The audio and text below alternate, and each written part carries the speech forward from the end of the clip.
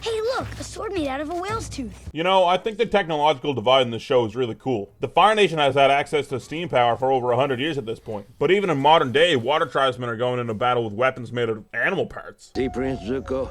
A moment of quiet is good. Foolish samurai warrior! Okay, I know this episode is called Bato, the Water Tribe, but honestly it should have been called, oh, there goes June on that big fucking monster thing she's got. Seriously, she steals the whole show in this episode. So Nyla has the bite force to tear into steel flooring and rip it apart. Nyla might be the most powerful single being in this entire show based on that alone. My shear shoe can smell a rat a continent away. Well, I'm impressed. Very impressed. You and me both, Iroh. You and me both. No solid moon continuity to call back on this one, Avatar. It's been a few episodes since we've seen it, so you get away with this one. In this flashback, you can actually see Bato for a second here. Sokka. I'm coming with you. You're not old enough to go to war, Sokka. You know that. Sokka grappling with the nature of his own manhood is pretty much the entire theme of this episode. He wasn't enough of a man to go to war, and he still holds some guilt about that. It sets up a little mini character arc that's contained to this one episode. Immediately, you can see the effect that finding this boat, a piece of home, and a reminder of the men that went to war is having on Sokka. He's usually happy to get to bed, but he's awake now, tending the fire, keeping an eye out. What smells so good, Bato? The sisters craft ointments and perfumes. And here's our designated Chekhov's gun for the episode. Perfume?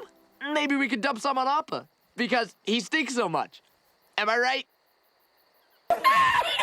I bet you guys weren't expecting this so soon, but here we go. Inconclusive evidence of normal bear. So Aang's vegan, right? I would think his palate would be pretty diversely accepting when it comes to fruits and vegetables, but he doesn't like apples or sea prunes. What does he like? Shit, Momo doesn't even like it. He'll eat anything. Hey, I've read animals too. One time there was this giant eel and Goes without saying, but this is a reference to the Kyoshi Island episode. What pelt do you think this is of? A polar leopard? Seems too big to be a polar leopard to me. So what is it?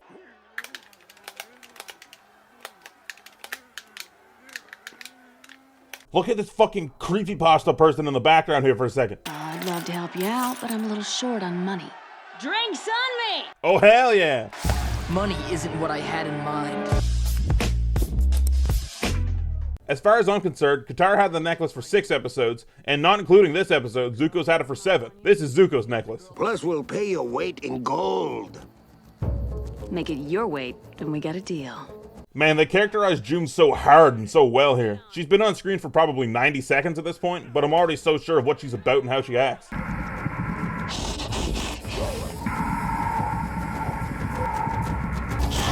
If you wait here until the message arrives, you can come with me and see your father again. I can agree with the widely stated sentiment that this misunderstanding is cliched as hell. Aang leaves just before they say they need to go with him, which would have nipped the misunderstanding in the bud. But we can't. We have to take Aang to the North Pole first.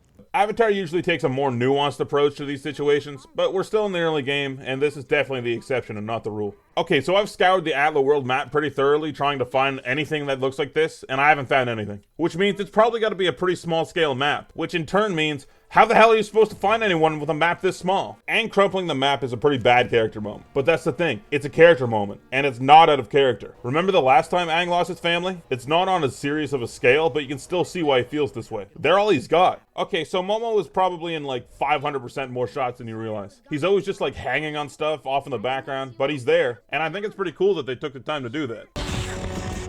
Out for a bit of fresh air, are we? I love the herbalist's big dick energy here. Just like shooting this shit to 3 hard-ass looking people on top of a snarling monster. That's tight. Man, Aang been practicing his hay bending. How about you, Sokka? You must have some good stories from your first time ice dodging. He never got to go.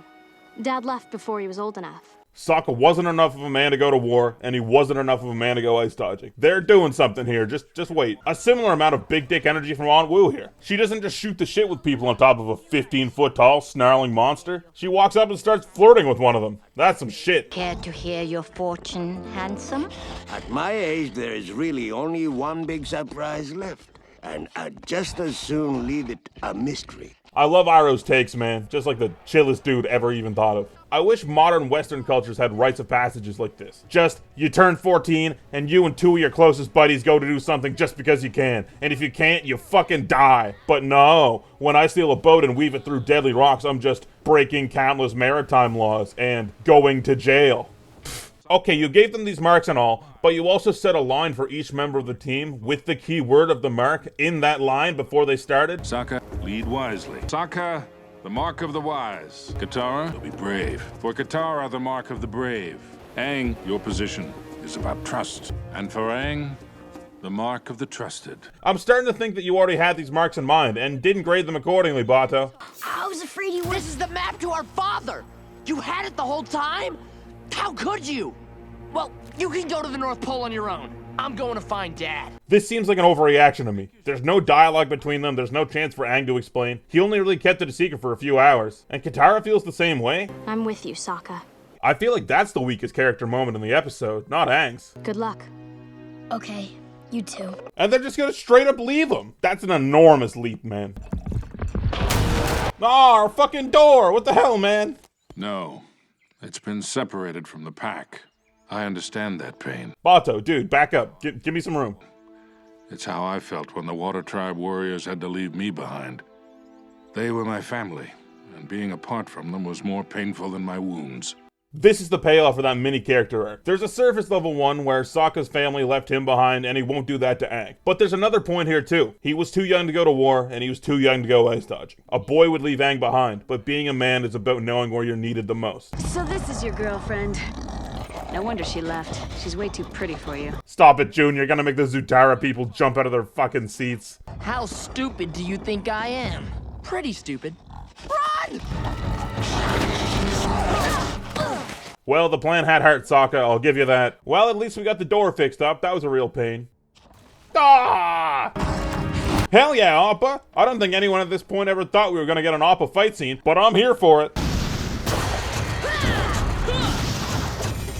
Wow, Aang's actually holding on to his staff for a good little bit here. Maybe for once he'll act. Ah! Alright, you're gonna think I'm crazy, but this is straight up the best action scene in the entire book before the North Pole. It's sick! We've got two different fights happening at the same time that are interacting with each other, and Zuko and Aang are actually fighting for once. It's not just an instant wash. I'm calling this the real Zuko versus Aang round one. It's got like speed and weight and balance to it. It's awesome.